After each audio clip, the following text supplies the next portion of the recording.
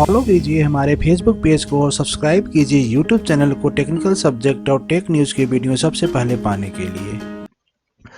नमस्कार दोस्तों, आपका हमारे ऑनलाइन लेक्चर सीरीज में एक बार फिर से बहुत बहुत स्वागत है। वेब टेक्नोलॉजी लेक्चर सीरीज में आज हम बात करेंगे इंटरप्राइज जावा बीन्स की, जिसमें हम कवर करेंगे इंट्रोडक्शन ऑफ ईजेबी का आर्किटेक्चर भी हम देखेंगे।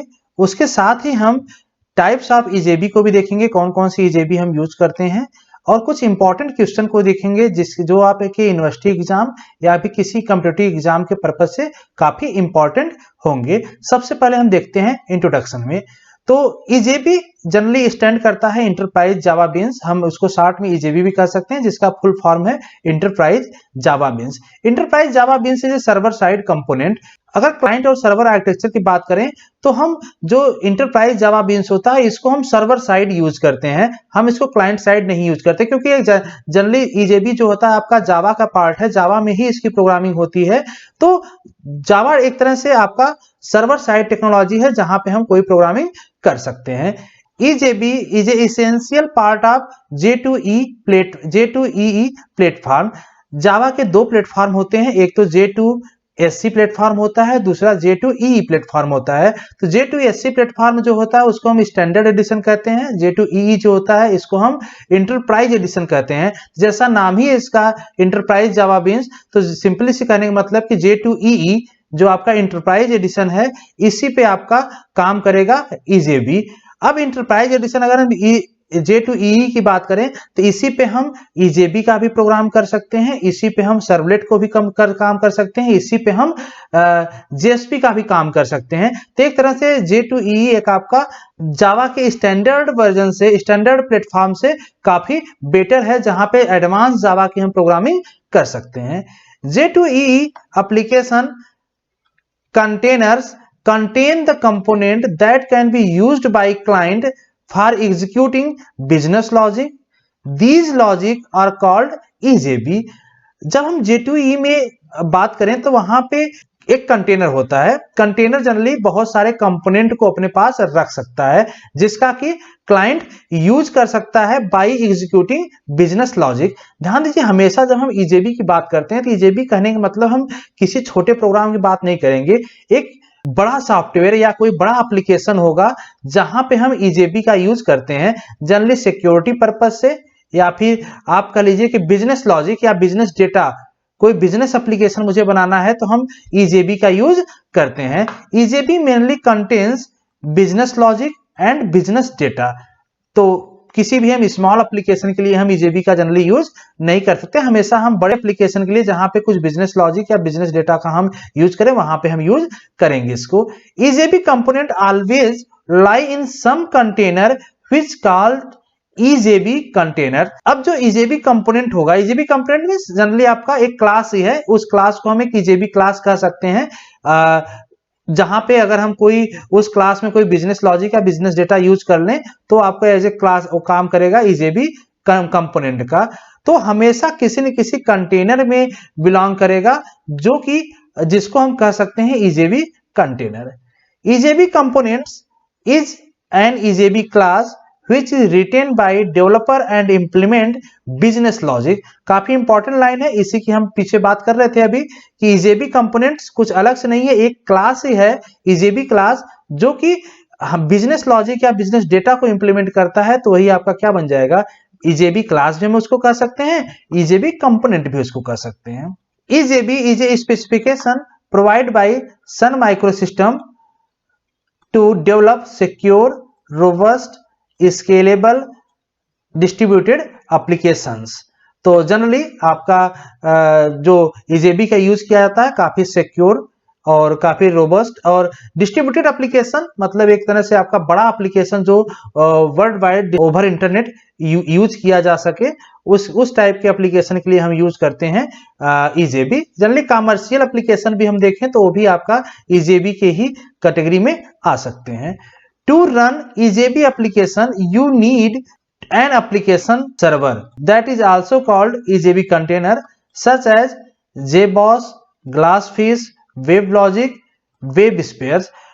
जब हम EJB एप्लीकेशन को आपको रन करना होगा, तो रन करने के लिए आपको सर्वर पे एप्लीकेशन सर्वर की जरूरत पड़ेगी, जिसमें अलग से सॉफ्टवेयर आपको एक JBoss या ग्लासफिश कई सारे आपके सर्वर हैं जिसको कि हम इंस्टॉल करते हैं सर्वर साइड सिस्टम पे, तभी आपका EJB एप्लीकेशन रन कर पाता है। इन सबसे मोस्ट पॉपुलर हम देखें तो सबसे मोस्ट पॉपुलर JBoss और ग्लासफिश को हम जनरली यूज करते हैं।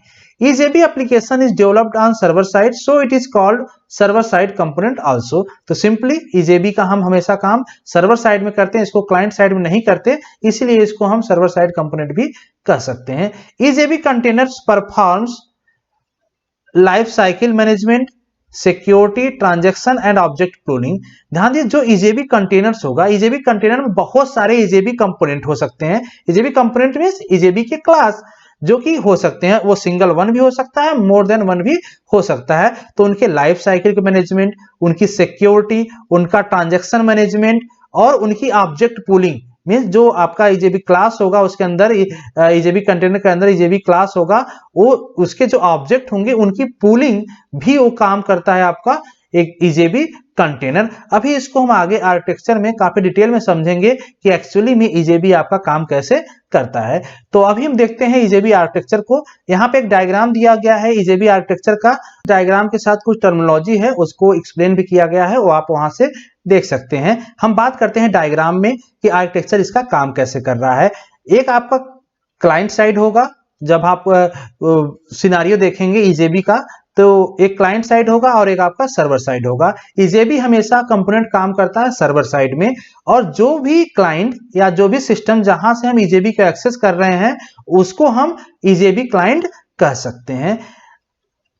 अगर हम EJB सर्वर को देखें तो सर्वर साइड को देखें तो सर्वर साइड में जैसे ही हम JBoss, ग्लासफिश या वेबलॉजिक, ये जो एप्लीकेशन सर्वर है, जैसे ही हम इसको इंस्टॉल करेंगे आपका सिस्टम पे EJB सर्वर आपका जो सिस्टम होगा एज ए EJB सर्वर काम करने लगेगा। अब EJB सर्वर जो प्रोवाइड करता है वो आपका EJB कंटेनर प्रोवाइड करता है। EJB कंटेनर के अंदर ही हम कई सारे EJB बना सकते हैं जो आपका इंटरप्राइज जावा बीन्स की तरह इंटरप्राइज जावा बीन्स का काम करेगा। जैसे अगर इस डायग्राम देखें तो आप देख सकते हैं आपका EJB सर्वर है, EJB सर्वर के अंदर क्या है, EJB कंटेनर है, और EJB कंटेनर के अंदर आपका बीन्स है जिसको हम EJB कहेंगे, इंटरप्राइज जावा बीन्स। ये आपका सिंगल भी हो सकता है, मोर देन वन भी हो सकता है, और ये सारे पूल होंगे कहां पे, इसी EJB कंटेनर के अंदर। अब जो क्लाइंट होगा वो हमेशा कम्युनिकेट करेगा किससे, इंटरप्राइज जावा बीन्स से, लेकिन कभी डायरेक्टली EJB से इंटरेक्ट नहीं करता। इसके लिए दो इंटरफेस होते हैं जो EJB कंटेनर प्रोवाइड करता है, एक तो EJB होम इंटरफेस और EJB रिमोट इंटरफेस। इसी के थ्रू आपका कोई भी क्लाइंट EJB से कम्युनिकेट कर सकता है। इसीलिए हम कहते हैं जो आपका EJB होता है, EJB को सिक्योरिटी प्रोवाइड भी काम को आपका EJB कंटेनर करता है। एक तरह से एक कंटेनर है जो कि EJB को पैक कर दिया, वो क्लाइंट साइड इसको देख भी नहीं पाएगा कि वो एक्चुअली है क्या, केवल उसका यूज करेगा किसके थ्रू, EJB होम इंटरफेस और EJB रिमोट इंटरफेस के थ्रू। तो यही आपका काम करता है EJB container. Types of EJB काफी इंपॉर्टेंट है, यहां से आपके जनरली सेमेस्टर एग्जाम में या किसी भी कॉम्पिटिटिव एग्जाम में क्वेश्चन बनते ही बनते हैं। तीन टाइप के आपके EJB होते हैं। पहला आपका सेशन बीन होता है जिसके अंदर दो और बीन्स, हम दो तरह से बीन्स को डिफाइन कर सकते हैं सेशन बीन, या तो स्टेटफुल सेशन बीन होगा या फिर स्टेटलेस सेशन बीन्स हो सकता है। दूसरा एंटिटी बीन्स होगा, और थर्ड मैसेज ड्रिवन बीन्स होंगे। तीनों को हम एग्जांपल के साथ वन बाय वन देखते हैं और डिटेल में समझते हैं कि ये जो EJB के टाइप्स है वो कैसे आपका काम करता है। सबसे पहले हम बात करते हैं स्टेटफुल। जो भी आपका सेशन बीन्स है उसमें पहला आता है स्टेटफुल। तो स्टेटफुल को हम समझने के लिए इस डायग्राम को देखते हैं, फिर इजीली आपको काफी क्लियर हो जाएगा कि स्टेटफुल काम कैसे कर रहा है। अगर हम यहाँ पे डायग्राम को देखें तो दो डायग्राम यहाँ पे दिए हुए हैं। एक डायग्राम में, पहले डायग्राम में अगर हम देखें तो पहले डायग्राम में आप देख सकते हैं एक तो सर्वर 1 और सर्वर 2, दो सर्वर हैं, एक डेटाबेस है जो सर्वर से दोनों सर्वर इसको डेटाबेस को एक्सेस कर सकते हैं। एक आपका लोड बैलेंसर है जिसके थ्रू हम कोई अगर कम्युनिकेशन करते हैं तो ये आपको या तो सर्वर 1 या सर्वर 2 किसी की साइड आपको सेंड कर सकता है, आपके रिक्वेस्ट को सेंड कर सकता है। अब सपोज कीजिए एक बॉब है जो कि अपने किसी प्रोफाइल को लॉगिन करना चाह रहा है, तो कैसे लॉगिन करेगा? जनरली यूजर आईडी, अपना यूजर आईडी और पासवर्ड प्रोवाइड करेगा। वो आपका किसके पास आएगा? लोड बैलेंसर के पास। लोड बैलेंसर या तो सर्वर 1 या तो सर्वर 2 साइड मूव कर देगा इसको। सपोज कीजिए सर्वर 1 साइड इसको सेंड कर दिया, तो अब यूजर नेम और पासवर्ड आ रहा है, तो सिंपली क्या करेगा? उसको यूजर नेम और पासवर्ड को डेटाबेस से मैच करेगा, और मैच करते ही अगर मैच करता है तो उसको वहां पे उसका जो स्टेट है, स्टेट उसको ट्रू कर लिया। ध्यान दीजिए यहाँ पे ट्रू लिख के आ गया, मतलब स्टेट ट्रू हो गया और उसका प्रोफाइल शो कर लेगा। सपोज कीजिए जैसे आप अगर फेसबुक पेज देख रहे हैं अपना, तो अपना यूजर आईडी पासवर्ड डालेंगे, अगर वो मैच करेगा तो आपका वहां पे प्रोफाइल व्यू हो जाएगा। वही आपका यहाँ पे कंसेप्ट दिख रहा है कि जैसे ही मैच किया, यहाँ पे अब देखेंगे तो इसका स्टेट क्या हो गया? ट्रू। अब सपोज कीजिए कि हम यहाँ पे सर्वर 1 पे तो लॉगिन ट्रू हो गया, लेकिन सर्वर 2 पे क्या है? लॉगिन फॉल्स है। अगर हम यही बॉब्स है ये फिर से किसी अदर एप्लीकेशन पे या किसी और सिस्टम पे लॉगिन करता है, तो ध्यान दीजिए कि जब लोड बैलेंसर के पास आएगा तो जरूरी नहीं है कि सर्वर 1 साइड सेंड कर देगा, ये सर्वर 2 पे भी आपका रिक्वेस्ट सेंड कर सकता है। अगर सर्वर 2 पे सेंड करता है तो सर्वर 2 पे आते ही ध्यान दीजिए क्या करेगा? यहाँ पे आपका इसका स्टेट क्या है? इसका स्टेट फॉल्स है। स्टेट फॉल्स है मतलब यहाँ पे आपका प्रोफाइल व्यू नहीं कर पाएगा। यहाँ पे आपका प्रोफाइल व्यू नहीं कर पाएगा, क्यों? क्योंकि यहाँ पे क्या है? इसका स्टेटस फॉल्स है। अगर ये इस साइड मूव करता तब तो यहाँ ट्रू है मतलब ये तुरंत उसको प्रोफाइल व्यू कर सकता है। जैसे आप इस तरह एक एग्जांपल और समझिएगा, जैसे आप इंटरनेट बैंकिंग यूज करते होंगे, इंटरनेट बैंकिंग यूज करते हैं तो आपको जैसे हम लॉगिन करते ही मेरा स्टेटस क्या हो गया? ट्रू हो गया। जब स्टेटस ट्रू हो गया, अब सपोज कीजिए कि हम जो ट्रू हुआ वो किसी एक सर्वर 1 के साइड गया था, अगर हम कुछ टाइम बाद कोई ऑपरेशन फिर परफॉर्म करें क्लाइंट साइड से, और उस टाइम जो आपका रिक्वेस्ट जा रहा है वो रिक्वेस्ट अगर सेंड कर दिया सर्वर 2 साइड, तो यहाँ पे इसका स्टेटस क्या है? फॉल्स है, मतलब वहां पे आपको उस पेज को आप एक्सेस नहीं कर सकते।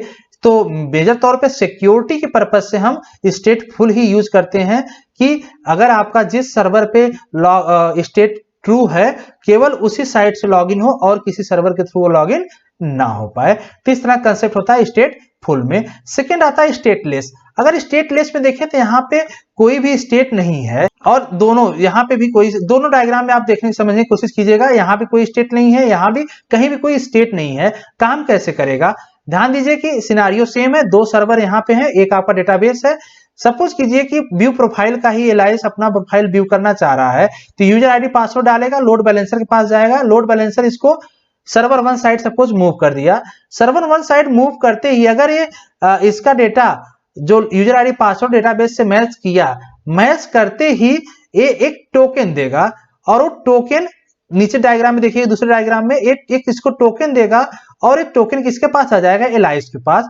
अब एलाइस इसको इस टोकन के साथ जाएगा किसके पास? लोड बैलेंसर के साथ, और लोड बैलेंसर या तो इसको सर्वर 1 या तो सर्वर 2 किसी साइड मूव कर सकता है, लेकिन जिसके सर्वर 1 साइड या सर्वर 2 साइड कहीं भी जाएगा, इस टोकन के साथ जाएगा। जब टोकन के साथ जाएगा तो वो आपका प्रोफाइल व्यू कर जाएगा, क्योंकि यहाँ पे कोई स्टेट नहीं है, तो हमें वहां पे कोई आपका स्टेट ट्रू या फॉल्स का कंसेप्ट नहीं आ रहा है। उस टोकन के साथ अगर सर्वर 2 से जाता है तो भी एक्सेस कर जाएगा, उसी टोकन के साथ सर्वर 1 से जाता है तो भी अपना प्रोफाइल व्यू कर जाएगा।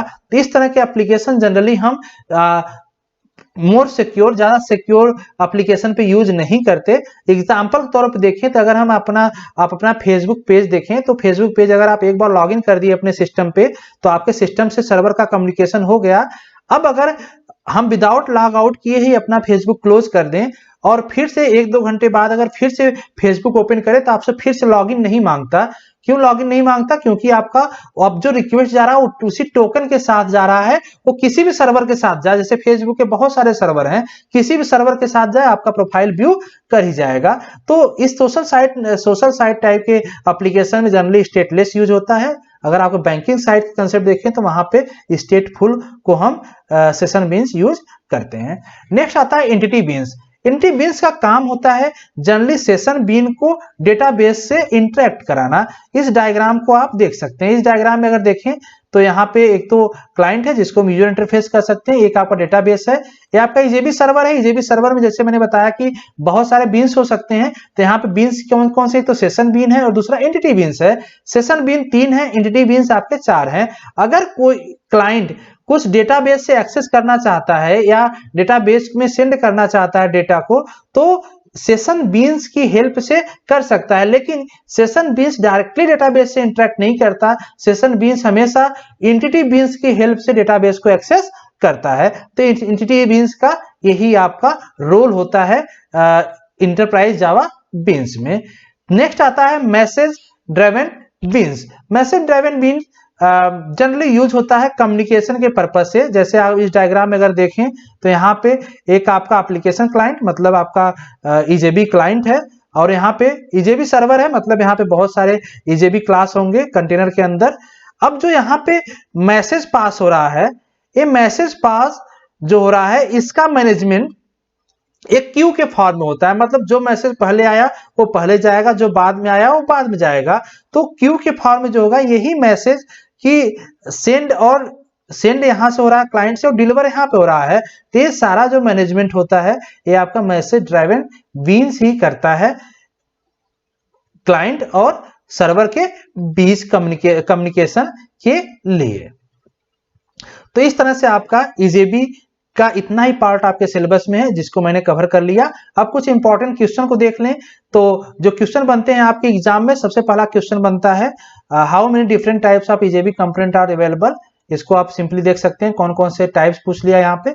दूसरा पूछ सकता है what is EJB and difference between Java beans and EJB. Next question explain EJB and its architecture. काफी इंपॉर्टेंट क्वेश्चन है ईजेबी आर्किटेक्चर का, जिससे क्वेश्चन आता ही आता है। और difference between stateful and stateless EJB. ये 4 इंपॉर्टेंट क्वेश्चन है जिससे कि जनरली क्वेश्चन एग्जाम में आते हैं। तो होपफुली ईजेबी के बारे में काफी कुछ आपको समझ में आ चुका होगा। इसका हम प्रैक्टिकल इंप्लीमेंटेशन अभी नहीं कर रहे हैं क्योंकि इतना डेप्थ में आपके सिलेबस में नहीं है। अगर आपको जरूरत होगी तो हम फ्यूचर में इसका प्रैक्टिकल इंप्लीमेंटेशन भी करेंगे। तो आज के लिए बस इतना ही करते हैं। नेक्स्ट लेक्चर में बात करेंगे किसी और टॉपिक पे। धन्यवाद।